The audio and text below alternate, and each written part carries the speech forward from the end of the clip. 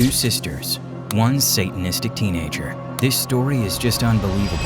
This was a beauty spot as far away from danger as anyone could imagine. Loaded with picnic provisions, they were the first to arrive. Just a few hours later, the evening would end with a ferocious attack and the deaths of both of them. That's it. You're under arrest. Come out, hands on your head, stay where you are. You're under arrest, all right? Part, we're told, of a bizarre pact with the devil. The pact with the devil. That's a figure of speech most of us are probably familiar with. As a saying, as the central theme in Goethe's Faust, or as a motif in timeless paintings. But hardly any of us truly see such a devil's pact as something real, as a genuine possibility, a driving force, or even a motive for murder.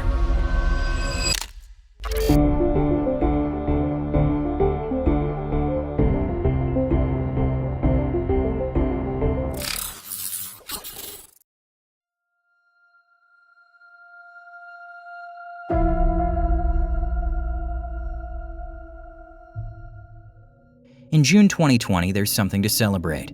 Biba Henry is turning 46 years old. Biba is already looking forward to her birthday. She works as a social worker in London and can't wait to celebrate with her friends and her sister Nicole. Nicole is a few years younger than her big sister. She is 27 years old. After Biba's mother separated from her first husband, she met Nicole's father and had another daughter with him. Despite the relatively large age difference for siblings, the bond between Biba and Nicole is incredibly close, even as adults. So it's only natural that Nicole helps her big sister plan her birthday party in June 2020. Because of the pandemic at the time, planning a celebration isn't easy, and they have to come up with a way to include as many people as possible in a safe way. But the sisters quickly have an idea. A picnic in the open air would allow everyone to keep a safe distance from each other and still celebrate Biba's birthday properly. In London, there are countless parks to choose from, and the women search for the perfect location. Biba decides on Friant Country Park in Wembley, a bit outside the city centre. The park is less crowded than the usual nature hotspots in London. And on June 5th, the time has finally come. Biba and Nicole stop by a co-op store to pick up a few things for the picnic, and then head to Friant Country Park. At exactly 8 p.m., both women arrive at the meeting point. Together with their friends and her sister, Biba celebrates her birthday. The evening is just as beautiful as she had hoped it would be. The women have decorated everything with string lights, and as the sun slowly sets, the atmosphere becomes perfect. The group eats, chats, and takes photos together. Just after midnight, the last guests leave. Biba and Nicole stay behind to clean up and make sure the park is left tidy. The women are in wonderful spirits. They laugh, joke, and even dance a little while they gather up the remains of the picnic. A little after 1 a.m., the two sisters take one last selfie together. But just a few minutes later, both of them are dead.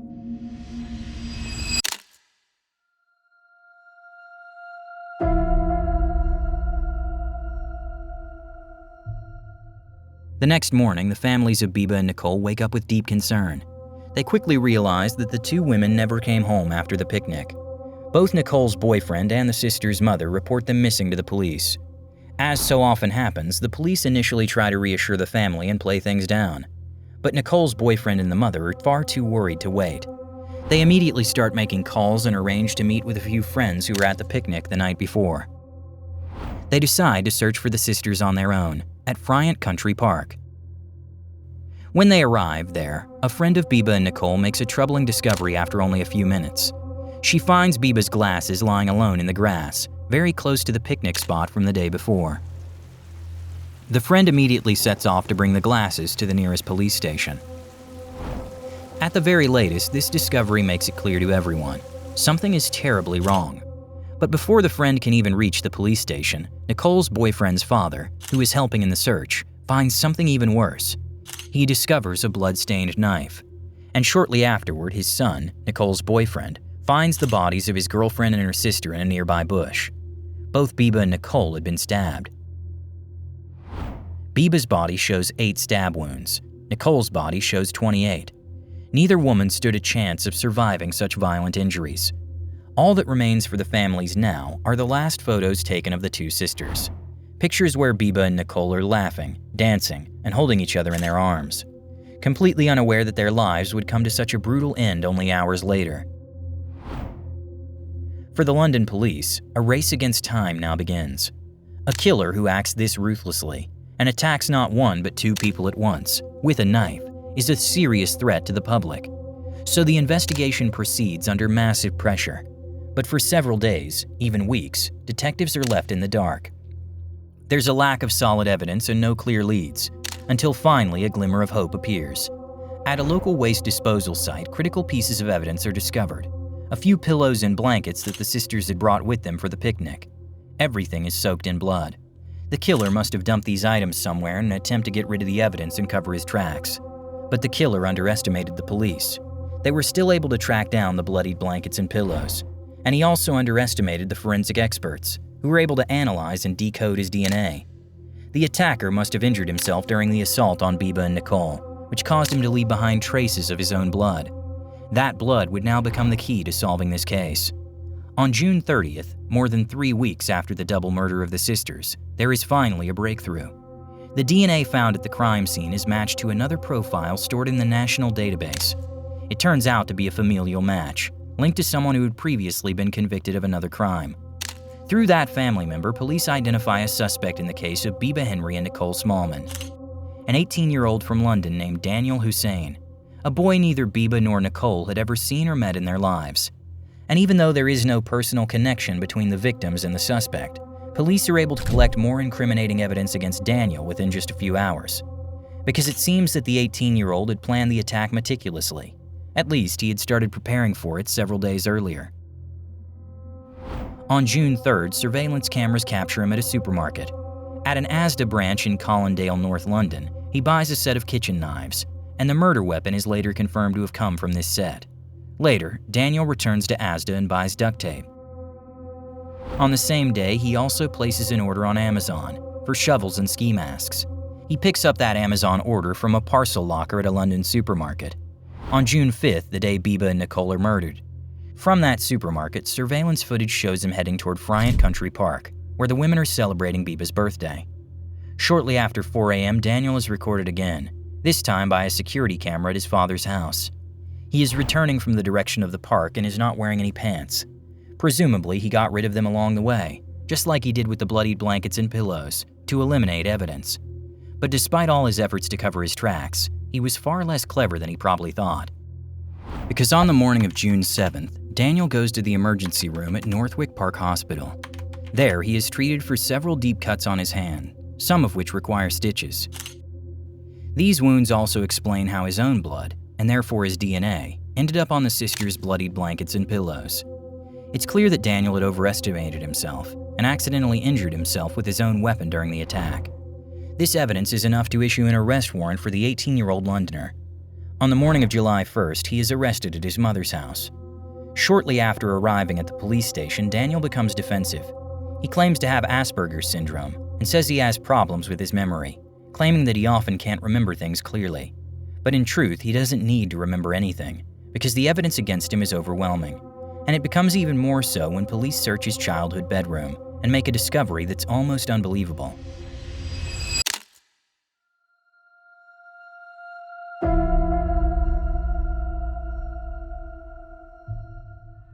In Danyal's room, police discover several sheets of paper, what appear to be contracts with a demon.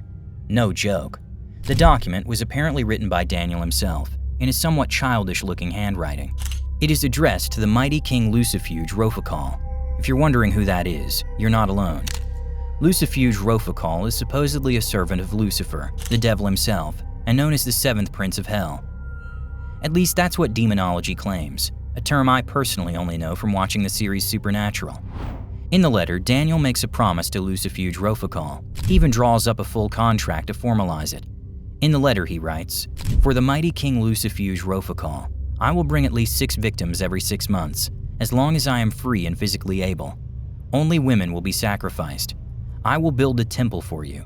I will do everything I have promised. In return, help me win the Mega Millions Super Jackpot, so I may receive great rewards for the future sacrifices I will offer to you. The rewards may be power or wealth. Ensure that I am never suspected by the police for any crimes, and that they do not learn about any past or future crimes I commit." In summary, Danyal wanted to sacrifice women to this demon in exchange for help winning the Mega Millions Super Jackpot. Shockingly, Daniel's browser history shows that he actually tried to enter the lottery, both the day before the double murder and the morning after. Of course, he didn't win. At the bottom of the contract are two signature lines. One is for Daniel, and the other is for the demon. Daniel signed his own name, using his own blood. The signature line for Lucifuge Rophicol, unsurprisingly, is left blank. You can only imagine what the officers must have thought when they found what seemed to be a literal pact with the devil. You investigate for weeks into a brutal and horrifying double murder in the middle of London. You finally have a suspect, and then this turns out to be his motive? As unbelievable as it sounds, Daniel, just 18 years old at the time, already had a troubling criminal history. It wasn't a criminal record in the traditional sense, but it was still no less alarming. In October 2017, when Daniel was just 15 years old, his school referred him to the UK's state-run Prevent program. The reason? He had accessed far-right propaganda material from school computers. At the time, Daniel was classified as a person of concern and had to appear before a panel as part of the Prevent program, which is designed to stop individuals from being drawn into terrorism or extremism. After about 6 months, he was discharged from the program in 2018. Still, it seems Daniel continued to hold on to his far-right beliefs.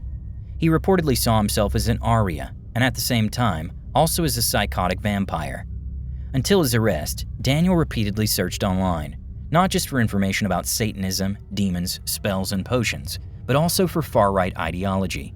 He even accessed the dark web on multiple occasions. According to a BBC investigation, there are overlaps between certain forms of far-right extremism and elements of Satanism and occult practices. In both spheres, misogyny, the hatred of women, can become a key theme, and that fits disturbingly well with what Daniel wrote in his demonic pact. He explicitly promised to sacrifice only women, in other words, to murder them. Besides the contract with Lucifuge Rophicol, police also find another handwritten note from Daniel. In it, he promises to offer blood as a sacrifice, in exchange for a higher power making a girl at his school fall deeply in love with him. The idea of manipulating women into loving him, by relying on satanic forces, doesn't exactly point to a healthy or respectful view of women. When Danyal Hussein is officially charged with the murders of Biba Henry and Nicole Smallman, he initially pleads not guilty. But after all the evidence against Daniel, which I've already told you about, you can probably guess how the court decided.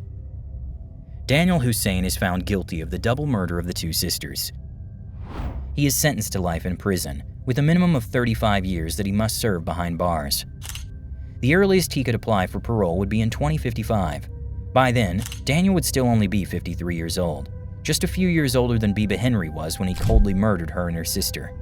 All for a so-called pact with a demon that doesn't even exist. Sadly, Daniel isn't the only one who committed a crime in this case. Two police officers, Denise Jaffer and Jamie Lewis, who were assigned to secure the crime scene in the park, were also convicted. They had taken selfies with the mutilated bodies of Biba and Nicole. These photos were then shared in WhatsApp groups. Both officers were also found to have violated police codes related to honesty, integrity, equality, and diversity. At least Denise Jaffer is said to have made openly racist remarks on multiple occasions. Both officers were removed from duty and sentenced to 2 years and 9 months in prison. Mina Smallman, the mother of the two murdered women, has since become a powerful voice speaking out against police misconduct and the structural racism that often goes hand in hand with it. Because even though the case of Biba Henry and Nicole Smallman was shocking and took place right in the middle of London, it was barely reported on at first. Not even while the killer was still at large. Mina Smallman pointed out that when white women go missing or are killed, there is often much broader media coverage, compared to what happened with her daughters who were black. And honestly, even though I do remember reading about some cases from the UK around that time, I hadn't heard about Biba Henry and Nicole Smallman until I started researching this video. And that's despite the fact that this case, with all its bizarre and horrifying elements, reminds us of other high-profile crimes that became widely known. And with that, we've reached the end of today's video. What do you think of this case? And do you know of any cases that might be similar to the story of Nicole Smallman and Biba Henry? Feel free to share them in the comments. And by the way, every comment, like, or share supports this channel, because any interaction helps the algorithm suggest the video to people who haven't subscribed to me yet. Thank you in advance. Here you can find the next video. You can be sure it's going to be a chilling case.